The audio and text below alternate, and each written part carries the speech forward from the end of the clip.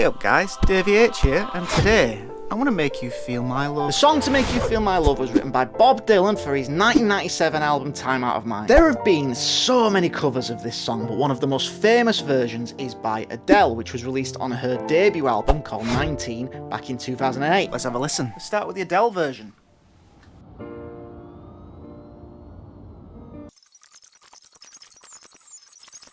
To make you feel my love.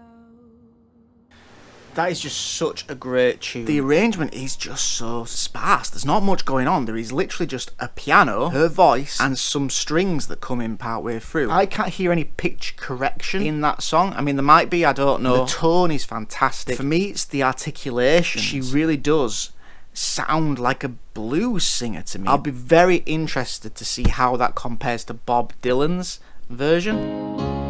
When the rain is blowing in your face.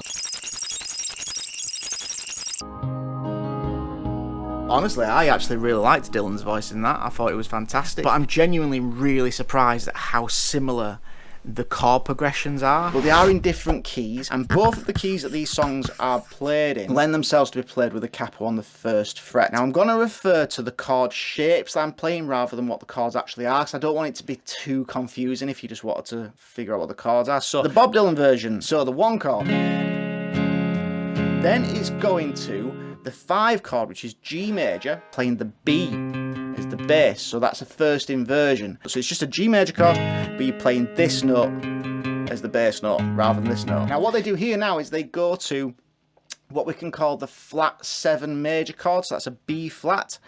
But what they're actually doing is just taking this shape we're on already, this G with a B in the bass, and then moving this bass note, this B note, down a fret to B flat.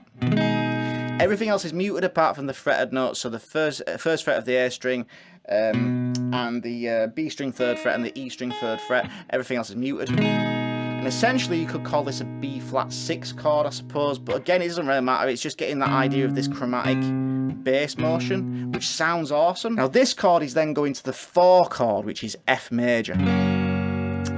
And then what they're doing is a classic thing. We've talked about this quite a bit on this channel, the minor 4 chord. So the 4 chord is a major, going to the 4 chord as a minor, so F minor, and then this will usually be followed by the 1 chord again. So like in the first part of this tune, we had the bass notes chromatically moving down.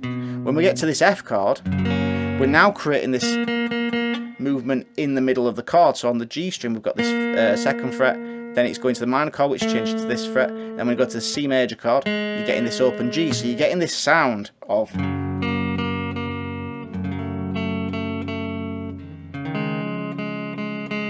which just sounds really cool, which is why that works so well. It's got all these leading tones leading through everything. Now from there, we've just got the final part of the progression, which is kind of bringing it to a close. From the 2 chord, which is D minor, then he's going to the 4 chord, which is F major again, then going to the 1 chord. The Adele version of this song is in the key of B flat major, but again, because I've got a capo on the 1st fret, I'm going to be referring to this as an A major chord, even though yes, it is a B flat major because of the capo.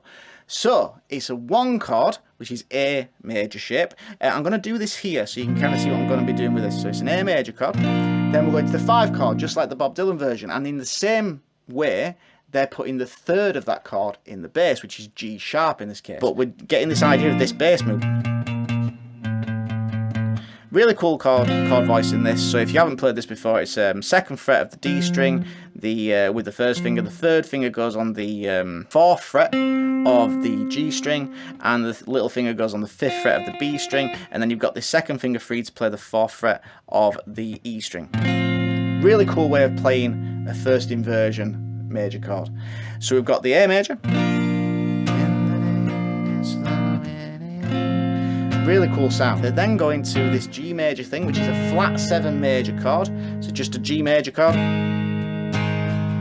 which leads you perfectly in to the D major chord, which again is the 4 chord in the key, same kind of thing as Dylan was doing, and in the exact same way as what Dylan was doing before as well. They then go into the 4 minor chord, which leads you perfectly into the 1 chord, so A major again. Now what they're doing differently here is they're still doing like a 2-4-1 kind of a change, just like Dylan was doing. But this time, rather than it being a B minor, which it would be in this one, what they're doing is doing it as a B7 chord, which leads you perfectly into an E dominant chord. But what they're doing in this version is an E11 chord,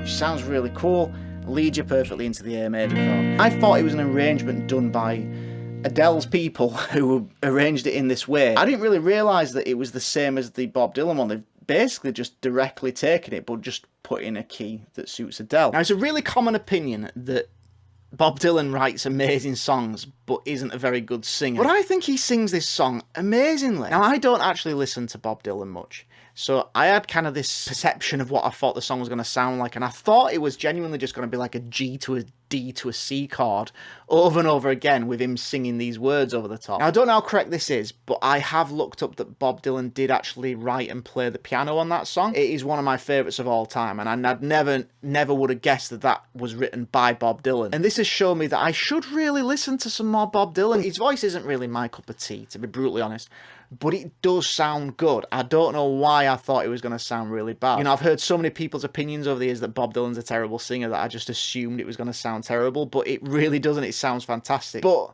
Adele is an amazing singer. One thing I love about Adele's voice in general is her articulations, like how she actually sings notes, like with dynamics, and how she maybe goes into notes and pitches, like slides into them, and how her vibrato sounds and things like that. Some massive things that you can take from great singers. And it doesn't have to be Adele, but there's a lot of things you can learn about how to articulate a phrase and a melody, and how to really add your personal stamp, your personality onto a melody and onto a song. If we take this first phrase, this first melody in this song, and Adele's version of this song, it's essentially just this.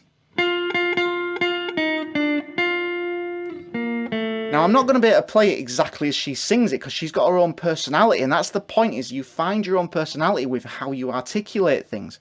So if I was to play it like this,